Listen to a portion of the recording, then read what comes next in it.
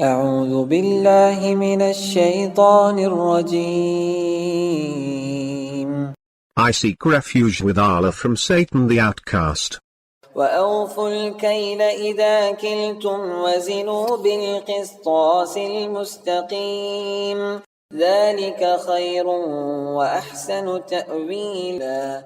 And give full measure when you measure, and weigh with accurate scales. That is fair, and the best determination. ولا تقف ما ليس لك به علم إن السمع والبصر والفؤاد كل أولئك كان عنه مسؤولا.